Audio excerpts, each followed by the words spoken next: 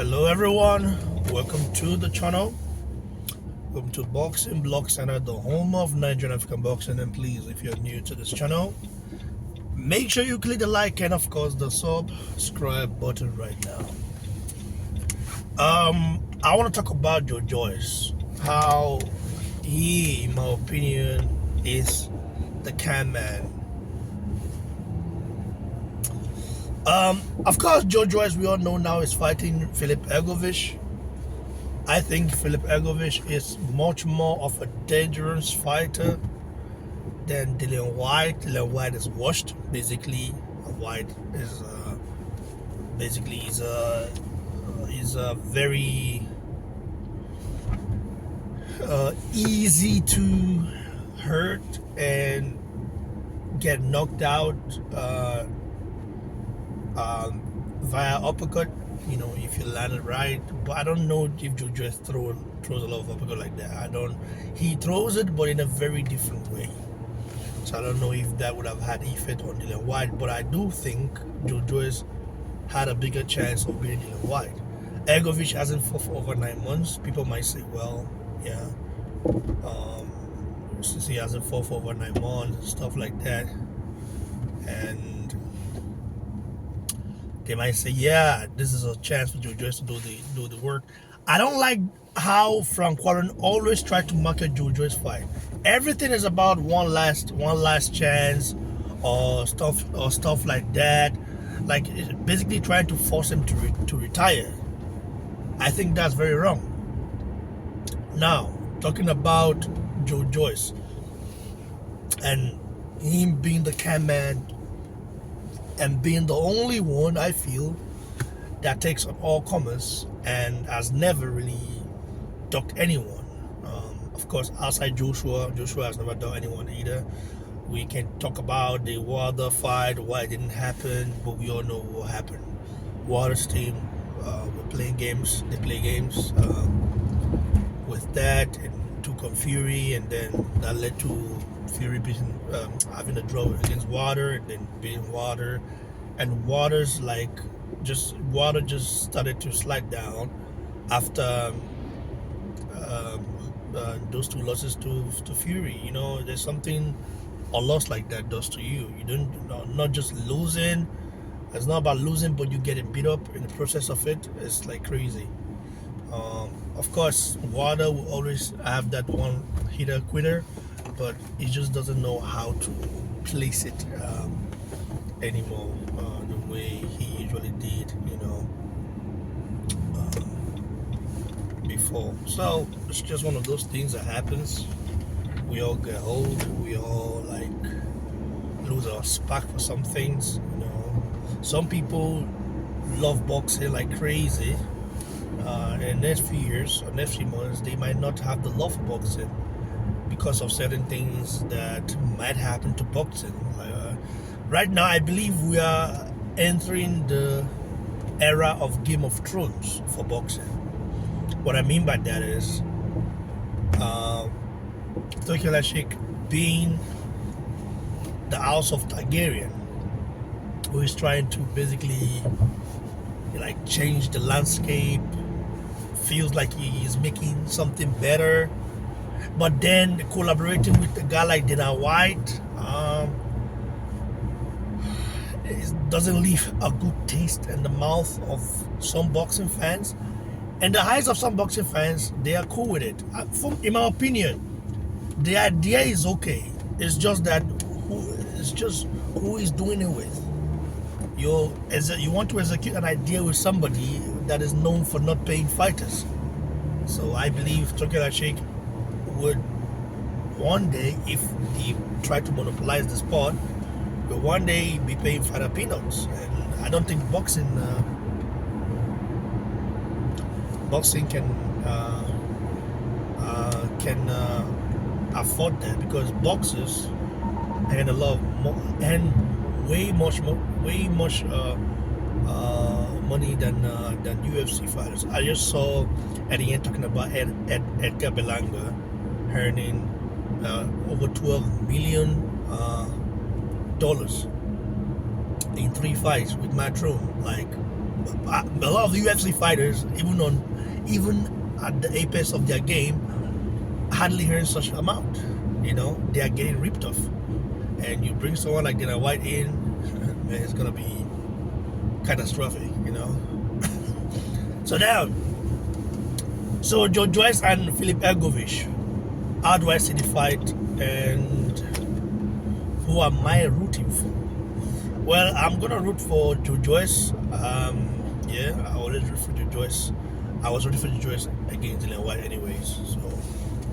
So Joyce, I just want to see Joyce back in the mix. It's just sad to see that he remains the only one to knock out Joseph Parker. Like the only one to have knocked out Parker cold and beat him up bad.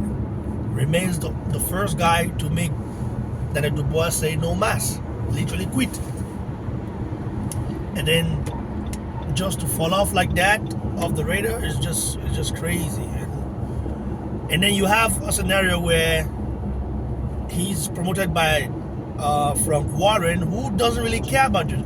Frank Warren doesn't have the good interest of Joyce in his heart compared to Dubois.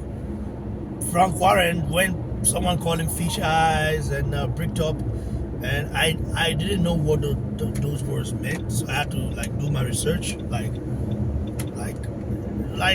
I don't like Afrosh, but he literally described Frank Warren sometimes, and Frank Warren don't like that. Frank Warren doesn't have the best of interest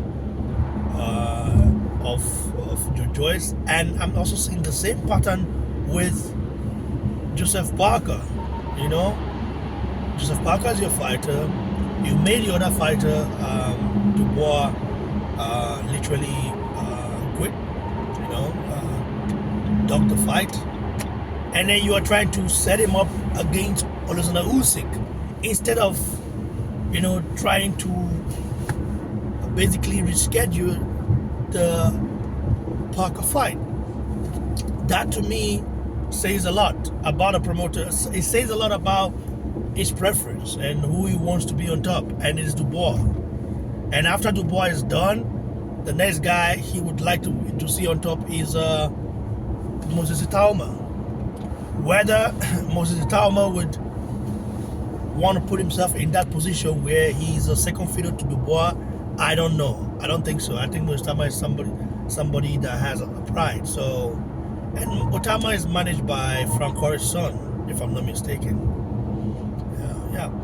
Anyways, in my opinion, Joyce Philip Ergovich is a good fight, but it just shows that Joyce has never had it easy. Like, he's supposed to be doing at least a comeback fight. White wasn't a comeback fight, but it was a fight, a very winnable fight. Ergovich has been out of the ring for 9 months, but Ergovich, we don't know if he's been training or just been chilling. If he's been chilling, then it's very easy. It's like Joyce will work over him easily, basically. But if he's been training, then it's a dangerous fight, because Ergovich would actually come into this fight with a different mentality. I don't think he would come into this fight being cocky. Joyce's defense isn't, Muhammad Ali's defense or Floyd Mayweather's or stuff like that. But Joyce can actually, avoid punches. He's done that before, but he does it in a different way. So for my opinion, I'm just looking forward to see what happens. And I'm rooting for Joyce. This is a big fight, dangerous fight for Joyce. But if Joyce has been seeing a lot of things, and of course I suspect he's been seeing all those things happening around, how the two guys that he literally stopped are in their top A game now. It's just like, how? I think he would be literally biting his teeth and biting his fingers and just saying, damn, I need to get in. So I believe that, man. So it's gonna be interesting to see how the fight plays out. In regards to Turkey Sheik and the new boxing league, I like the idea. I think Ray Magazine is a legit belt. However, the guy is doing it with Dana White is not. I don't know. It's not somebody that's going to revolutionize boxing. Like I don't think so, man. UFC is not boxing. Boxing has been around for over 100 years. You know, Ray Magazine, I think, is 102 years old, if I'm not mistaken. So it's very different. The history is there. WBO, WBC, IBF, you know, WBA. These are like legacy belts, basically. So I think Takashi still needs to do the thing, what my suggestion is to try buy it. But I don't know if those guys will sell. Now that they know that he wants to change the sport, maybe you give them 1 billion, they might sell. You know, how much do they really make? But if you look at it, the reason why they have a lot of belts is because they make. I think if you're a champion, they make 3% off you basically. That's crazy. You have these many belts, interconnector belt. You have golden belt, franchise belt, these belt, Amazon belt, like a lot of belts all over in a lot of weight classes basically. So we shall see what happens, and stay tuned, guys. From Super, God bless you, and catch you on the next one. Cheers.